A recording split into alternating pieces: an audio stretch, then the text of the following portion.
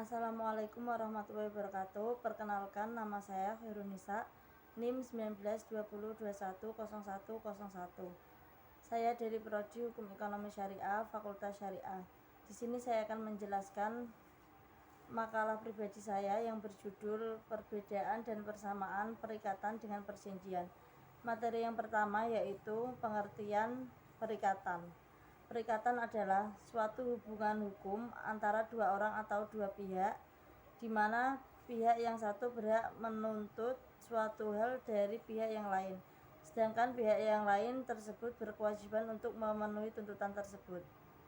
Unsur-unsur dari perikatan yaitu: yang pertama, memberikan sesuatu, misalnya membayar harga, menyerahkan barang.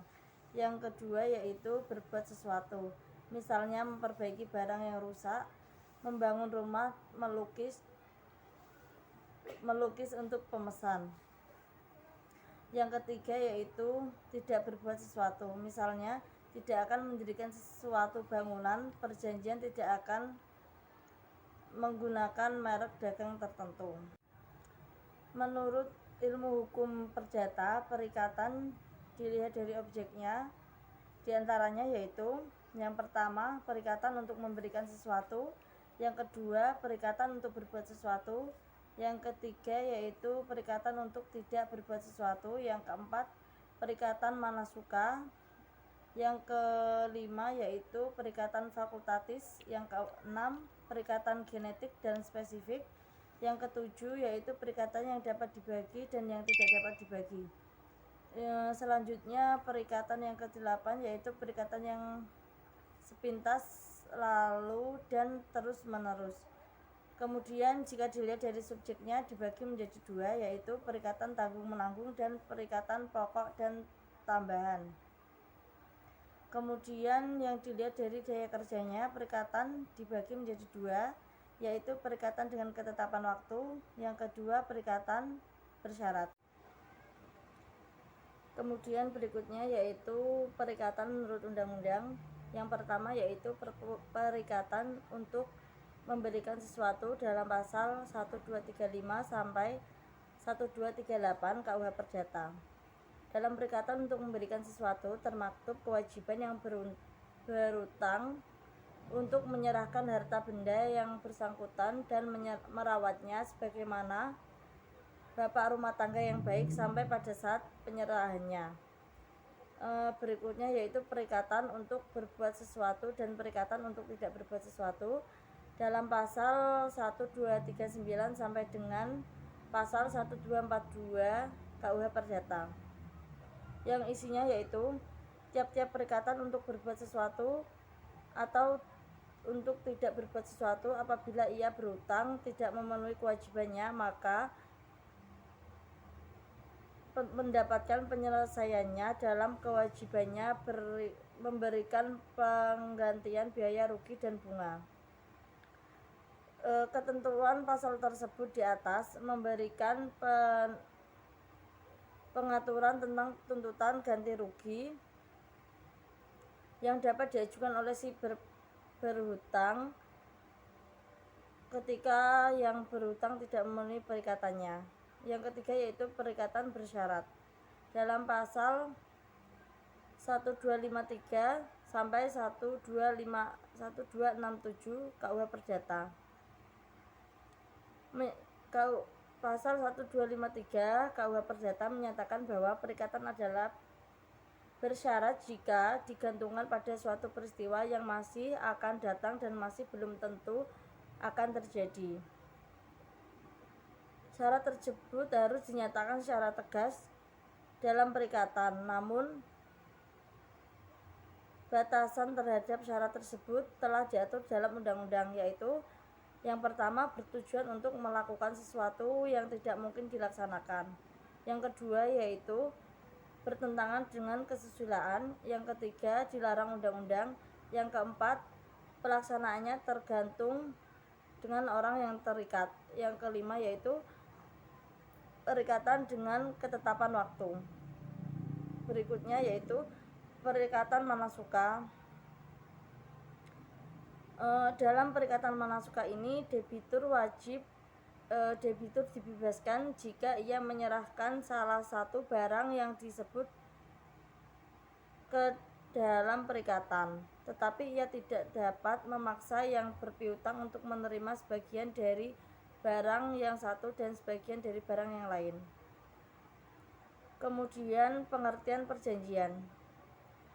Perjanjian adalah perbuatan hukum berdasarkan kata sepakat untuk menimbulkan suatu akibat hukum. Sementara menurut adat, perjanjian adalah di mana pemilik rumah memberikan izin kepada orang lain untuk mempergunakan rumahnya sebagai tempat kediaman dan pembayaran sewa di belakang, atau jika dapat terjadi pembayaran di muka. Perjanjian diatur dalam Kitab Undang-Undang Hukum Perdata pasal 1313 bahwa perjanjian atau persetujuan adalah suatu perbuatan dengan mana satu orang atau lebih menyatakan atau mengikatkan dirinya terhadap satu orang atau lebih.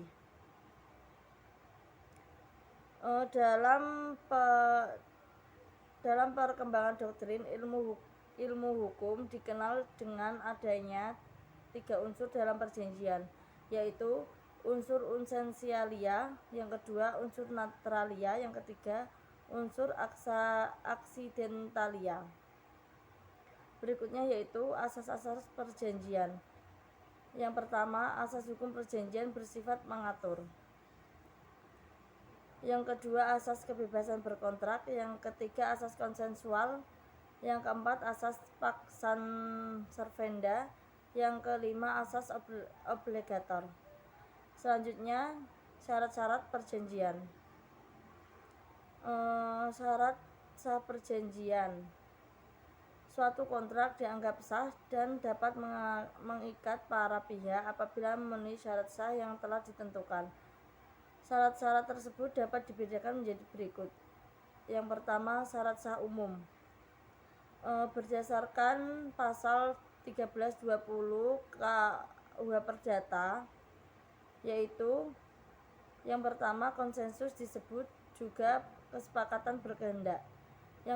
Yang kedua, cakap atau wenang berbuat. Yang ketiga, perihal tertentu. Yang keempat, kausal halal. Syarat sah perjanjian selain yang diatur dalam pasal 1320 KUH Perdata, yaitu berdasarkan pasal 1339 KUH Perdata. Syaratnya yaitu yang pertama, syarat itikat baik. Yang kedua, syarat sesuai dengan kebiasaan. Yang ketiga yaitu syarat sesuai dengan kepastian. Dan yang keempat, syarat sesuai dengan kepemimpinan umum. Berikut selanjutnya yaitu hubungan antara perikatan dan perjanjian.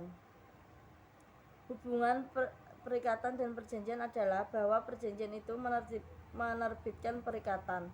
Perjanjian adalah sumber perikatan. Di sampingnya sumber-sumber lain, suatu perjanjian juga dinamakan persetujuan. Perikatan yang lahir dari perjanjian memang dikehendaki oleh dua orang atau dua pihak yang membuat sesuatu perjanjian. Sedangkan perikatan yang lahir dari undang-undang diadakan oleh undang-undang di luar kemauan para pihak yang bersangkutan. Perikatan adalah suatu hubungan hukum antara dua orang atau dua pihak berdasarkan berdasarkan mana pihak yang satu berhak menuntut suatu hal yang dari pihak yang lain, dan pihak yang lain berkewajiban untuk memenuhi tuntutan tersebut. Perbedaan perikatan dan perjanjian. Kata perjanjian dan kata perikatan merupakan istilah yang telah dikenal dalam Kitab Undang-Undang Hukum Perdata. Pada dasarnya, KUH Perdata tidak menjelaskan secara tegas tentang definisi dari perikatan. Akan tetapi, pendekatan terhadap pengertian perikatan dapat diketahui dari pengertian perjanjian dalam pasal 1313 KUH Perdata yang didefinisikan sebagai suatu perbuatan hukum dengan nama salah satu orang atau lebih mengikatkan dirinya sendiri terhadap satu orang lain atau lebih. Sebagai bahan perbandingan untuk membantu memahami perbedaan dua istilah tersebut, perlu dikutip pendapat Prof. Subekti dalam bukunya Hukum Perjanjian mengenai perbedaan pengertian dari perikatan dengan perjanjian. Beliau mendefinisikan dari perikatan sebagai berikut. Perikatan yaitu suatu hubungan hukum antara dua orang atau dua pihak berdasarkan mana pihak yang satu berhak menuntut suatu hal dari pihak lain dan pihak lain berkewajiban memenuhi tuntutan tersebut. Sedangkan pengertian perjanjian menurut Prof. Subekti yaitu suatu peristiwa di mana seorang berjanji kepada seorang lain atau di mana dua orang itu saling berjanji untuk melaksanakan suatu hal. Selain itu, perbedaan perikatan dan perjanjian juga terletak pada konsekuensi hukumnya. Pada perikatan, masing-masing pihak mempunyai hak hukum untuk menuntut pelaksanaan prestasi dari masing-masing pihak yang telah terikat. Sementara pada perjanjian tidak ditegaskan tentang hak hukum yang memiliki dari masing-masing pihak yang berjanji. Berdasarkan pemahaman tersebut, jelaslah bahwa adanya perbedaan pengertian antara perjanjian dan perikatan hanyalah didasarkan karena lebih luasnya pengertian dari perikatan dibandingkan perjanjian. Artinya, dalam hal pengertian perjanjian sebagai bagian dari perikatan, maka perikatan akan mempunyai arti bahwa hubungan hukum atau perbuatan hukum yang mengikat antara dua orang atau lebih. Selanjutnya yaitu persamaan perikatan dan perjanjian. Hakikat antara perikatan dan perjanjian pada dasarnya sama, yaitu merupakan hubungan hukum antara pihak-pihak yang diikat di dalamnya. Namun pengertian perikatan lebih luas dari perjanjian, sebab hubungan hukum yang ada dalam perikatan munculnya tidak hanya dari perjanjian tetapi juga dari peraturan perundang-undangan. Uraian di atas memperlihatkan bahwa perikatan dari peliputan dua arti, yaitu pada satu sisi sebagai perjanjian yang memang konsekuensi hukumnya sangat tergantung pada pihak-pihak yang terkait di dalamnya, dan di sisi lain perikatan yang memiliki konsekuensi hukum yang jelas. Sedangkan perjanjian sebagai suatu perikatan yang muncul bukan dari undang-undang tetapi memiliki kekuatan hukum yang sama dengan perikatan yang muncul dari undang-undang, yaitu berlaku sebagai undang-undang bagi mereka yang diikat di dalamnya. Selanjutnya yaitu contoh perikatan dengan perjanjian. Contohnya yaitu pada permulaan PT Surabaya Della Plaza dibuka dan disewakan untuk pertokoan. Pihak pengelola merasa kesulitan untuk memasarkannya. Salah satu cara untuk memasarkannya adalah secara persuasif mengajak para pedagang meramaikan kompleks pertokoan di pusat kota Surabaya. Salah seorang di antara pedagang yang menerima ajakan PT Surabaya Della Plaza adalah Tarmin Kusno yang tinggal di Senter Jakarta. Tarmin memanfaatkan ruangan seluas 887,71 meter lantai 3 itu untuk menjual perabotan rumah tangga dengan nama Kombi Fortunur. 4 bulan berlalu, Tarmin menempati ruangan itu. Pengelola SDP mengajak Tarmin membuat perjanjian sewa-menyewa di hadapan notaris. Dua belah pihak bersepakat mengenai penggunaan ruangan, harga sewa, servis, saksi, dan segala hal yang bersangkut paut dengan sewa-menyewa ruangan. Tarmin bersedia membayar semua kewajibannya pada PT SDP tiap bulan terhitung semenjak Mei 1988 sampai dengan 30 April 1998. Paling lambat pembayaran disetorkan pada tanggal 10 dan denda 2 per mil per hari untuk pelambatan pembayaran. Kesepakatan antara pengelola PT SDP dengan Tarmin dilakukan dalam akte notaris Stefanus Sindonata nomor 40 tanggal 8 bulan 8 tahun 88. Tetapi perjanjian antara keduanya agaknya hanya tinggal perjanjian. Kewajiban Tarmin ternyata tidak pernah dipenuhi. Tarmin menganggap kesepakatan itu sekedar formalitas, sehingga tagihan demi tagihan pengelola SDP tidak pernah dipedulikannya. Bahkan menurutnya, akte nomor 40 tersebut tidak berlaku karena pihak SDP telah membatalkan Gentleman Agreement dan kesepakatan yang diberikan untuk menunda pembayaran. Hanya sewa ruangan menurut Tarmin akan dibicarakan kembali di akhir tahun 1991. Namun pengelola SDP berpendapat sebaiknya akte nomor 40 tetap diberlakukan dan harga sewa ruangan tetap seperti yang tercantum pada akte tersebut.